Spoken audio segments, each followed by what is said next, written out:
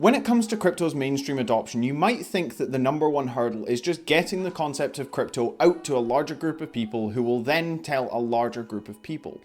But this actually isn't the case. The number one thing stopping crypto's adoption is use case. So stick around and let's talk about it. Hey guys, I'm Sprague, and as I said, for crypto to really gain mainstream adoption, there needs to be a reason for people to actually use it. This, firstly, is only really a problem with coins that are trying to compete with real-world currencies. There's a lot of utility tokens out there, such as Ethereum, whose main purpose is to power their own infrastructure. This means that buying these is more like investing in stocks than actually purchasing a currency. So for those coins aiming to compete with real-world currencies, there are two approaches. Create a coin that's analogous to fiat but not backed by anything, such as Nano, or create a fiat-backed stablecoin. But both of these solutions have the same single problem: reasons to actually use it. If there's nothing that someone can actually use their stablecoin to purchase, then there's no reason for them to buy it in the first place. It's not like it'll even appreciate in value. So Terra is aiming to solve this problem by incentivizing e-commerce platforms to actually integrate Terra as a payment option. While most people think of stablecoins as just a way to earn high interest amounts on platforms such as Aave or Compound that they couldn't get in the traditional banking sector, or as a way to take profits from their crypto gains, in reality, stablecoins are probably the most likely thing to replace fiat. This is because it's a half step between fiat and real crypto adoption. They're pegged to fiat, they're analogous to it, and they work exactly the same way.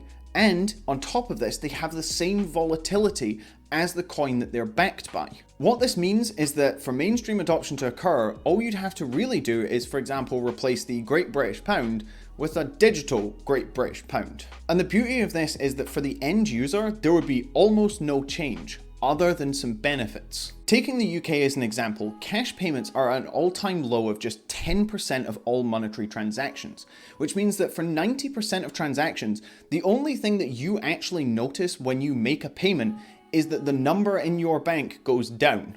Similarly, when you receive money, all you see is a number go up. This means that while to you, there's just a number going up or down, behind the scenes there's actually a lot going on in the banking system. Let's say I send £10 to my fiancée.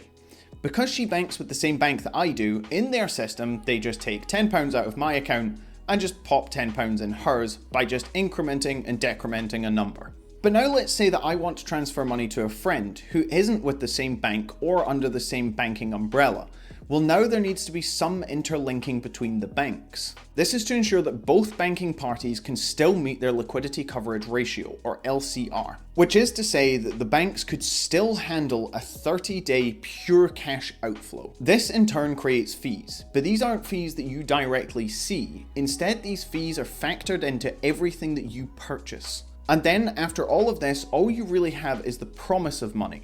The bank is just promising to give you back the money that you put in.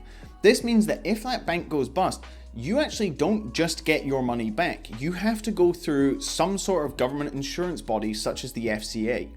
On the flip side, stablecoins allow you to actually hold your own funds, still receive interest rates on them, while also managing to take advantage of the fact that they are close to feeless. This is Terra's goal. Not only creating a stablecoin, but also incentivizing the use of that stablecoin in real-world cases. This is done by allowing the community to vote on who they think that the receivers of implementation grants should be. This is important because a currency being in circulation and having a high availability isn't enough to make that coin successful. There needs to be a reason that people would stop using fiat currency and instead go that extra step of purchasing some stablecoin. This means that if it's cheaper to use Terra to pay for an item, then people are more likely to go out of the way to pick up some Terra so they can take advantage of these discounts. And you might be wondering how it would be cheaper to pay in Terra. Surely it's the same price for the same item. Well, if the retailer is taking into account the fact that they will make savings based on the fact they're no longer having to pay banking fees, it means they can pass that saving on to the consumers and make all their items slightly cheaper. But it wasn't enough for Terra just to create a multi-currency stablecoin platform unlike any other provider on the market. No, they also went ahead and added smart contracts and partnered with a company that would allow oracled data to be used on those smart contracts in the form of synthetic assets. But just before we go into how the Terra blockchain actually works, if you do enjoy my content, please consider leaving me a like and maybe subscribing down below. Thanks. Terra aims to provide stablecoins not just for the US dollar, but for a variety of other global currencies. This is a massive step towards crypto adoption because most other stablecoin providers only provide the US dollar. When we look at governmental adoption of crypto, you have to factor in the fact that most of the world's governments are not going to want to replace their own currency with a US dollar-backed crypto. Terra isn't the only chain that allows people to do this, however, with Stellar allowing any company to create an anchor that backs a real-world asset onto the Stellar chain. See my video up here if you're interested in Stellar. What does, however, set Terra apart is that while Stellar is done using actual backing and pegging of currency, that is, for every one of X in the real world, there is one tokenized X on chain, Terra instead does the whole thing entirely algorithmically. It's no secret the USDT or Tether is about the shadiest stablecoin on the market currently.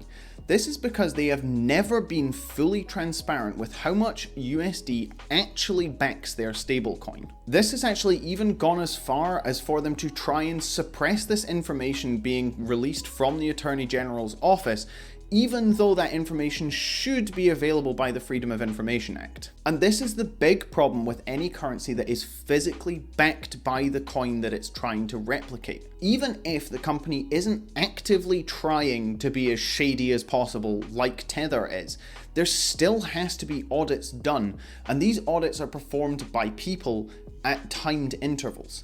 This means that you can take a snapshot of what their assets look like at any one particular time, but in reality, we don't actually know for a fact that things are what they say they are between those periods of time. This also, on top of this, means that there's a company pulling the strings for that stablecoin. Tether controls Tether, Coinbase controls USDC, Binance controls BUSD. There's a company behind all of the main stablecoins that hold the assets that are apparently backing those coins. Also, side note, if you haven't already, stop using Tether. So, the solution to this, and one that's far more in line with what crypto's actually trying to do by making things decentralized, is to use an algorithmic peg. Interestingly, instead of releasing Terra as an ERC20 token on the Ethereum blockchain, they instead decided to use Tendermint on the Cosmos blockchain. Again, see my video up here if you want to learn more about Cosmos. This decision was driven by three factors. Firstly, Ethereum just doesn't have the transactional throughput required if we take Terra to its logical extreme and say that it's replaced even 5% of the world's global currencies. There's just no way Ethereum could handle that number of transactions. Secondly, because they're building on Tendermint, they get to use Tendermint BFT, which means they don't have to implement their own consensus mechanism or deal with any of the trials and tribulations that come with doing so.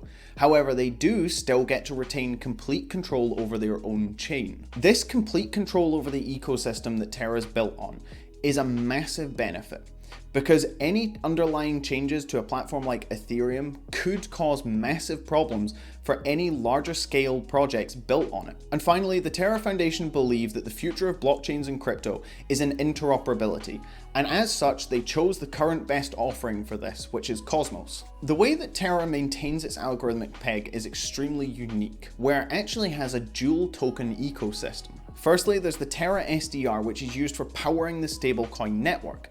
And then there's the Luna, which is used for collateralizing the Terra SDR token and also used for staking. The way that Terra achieves its peg is by using the transaction volume on the network to indicate demand, and then mints and burns SDR to counteract this imbalance in supply and demand. If you've seen my DeFi Demystified video, I touched on how arbitrators are used to balance the prices in liquidity pools, and this is exactly the same way the protocol for Terra works. Let's say that the demand for Terra increases because there's an increase in the number of transactions. This means the SDR risks losing its peg because now the demand is greater than the supply. In this event, the protocol will now mint more SDR tokens and offer them up for sale for Luna. Because the demand is increasing, this means that the newly minted SDR is actually worth more than the Luna used to purchase it with, offering arbitrageurs a risk-free way to take advantage and take profit from it while also collateralizing the newly minted SDR. Similarly, in the reverse situation where the demand suddenly decreases, Luna is minted and sold for SDR. And in the same way, this Luna is now worth more than the SDR being used to purchase it, and as such rebalances the price. This does, however, mean that the system has now made a profit in whatever the newly minted SDR or Luna has sold for. This is called seigniorage and is actually used to contribute towards the staking rewards. As for the actual stablecoins themselves, Terra has identified an issue with most current stablecoin offerings, that they only offer a peg to the US dollar, and no way to easily convert between different global currencies. This is a huge stumbling block because one of the major benefits to crypto is that it's borderless, but a currency that only works in a single country isn't exactly borderless. Because of this, Terra offers a collection of global currencies and actually gives conversions between these currencies at a protocol level. This acknowledgement that a stablecoin collection must be more than a single currency is the reason why over 2 million people in South Korea spend over $1 billion yearly using Terra in real-world retail locations and e-commerce. This to me is a major reason why Terra could actually be the first cryptocurrency to work alongside fiat. Due to using Tendermint BFT as the basis for their consensus mechanism, staking on Terra is pretty much the same as every other DPoS platform, where you delegate your stake to a validator, and in turn you get rewarded for being part of the validation process. In terms of the validators, only the top 130 validators by bonded value will actually be included within the validating set. This is to ensure that every validator included within the validating set has enough Terra staked through it to ensure that they have the full weight of the responsibility that comes with running a validator node. Similarly to most other chains as well, Terra uses a slashing mechanism, which is a way of punishing any validator for doing anything that could be construed as misbehaving, such as double signing blocks, being offline for a period of time, or just missing votes. They do, however, go a step further though. If another validator node reports a validator for breaking any one of these rules with evidence, then the offending validator will actually be jailed, which is to say that they can no longer participate in the validating set for a period of time, regardless of what the staked value through them is. As I mentioned when I was talking about the Terra and Luna tokens, there is no max supply, because of the fact that new tokens need to be minted and burnt depending on what the demand on the network is. At the time of writing this video, however, there's 403,260,000,000 Luna in circulation, which means that over 500 billion Luna is locked behind staking, which is pretty major. In terms of projecting the future growth of Terra by comparing the market cap to other similar coins, it's really hard to do, because not only is Terra already pretty high up in the list of market caps, especially after the recent bull run that it went on, most other stablecoins only really do one currency. Just for argument's sake, we'll use Tether's market cap, because even though it's a stablecoin, the price of Luna only really actually represents how widely used the Terra stablecoin network is. So if Luna had the market cap of Tether, it would take it up to $172, or an upside of 333%. I think for the first time on this channel, I actually don't have any major concerns about this chain. So instead, I'm just going to get really nitpicky. Firstly, if the interest in Terra was to decrease or it fell out of public favor, then there might not be enough arbitrage trades happening to keep the peg stable. This is somewhat negated by, as Terra calls them, miners, which are actually just the people staking their Luna to the chain. This Luna is used to try and absorb some of the volatility while the traders restabilize the peg. However, in a very extreme hypothetical scenario, if there wasn't enough stakers and there was too much volatility, the price pegs could fail.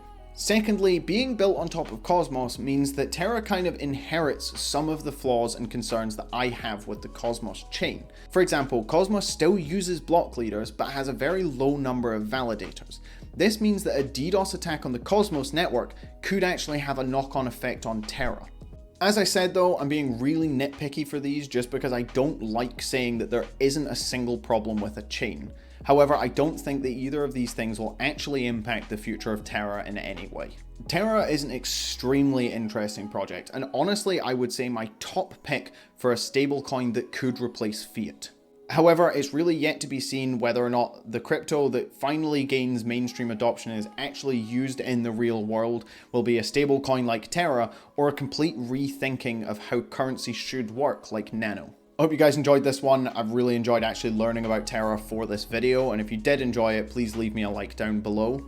If Terra makes up part of your portfolio, or you have any negative opinions that I may have missed or could have included in my concerns section, then leave them down below. And if you generally enjoy my content, please do consider subscribing. Thanks, bye.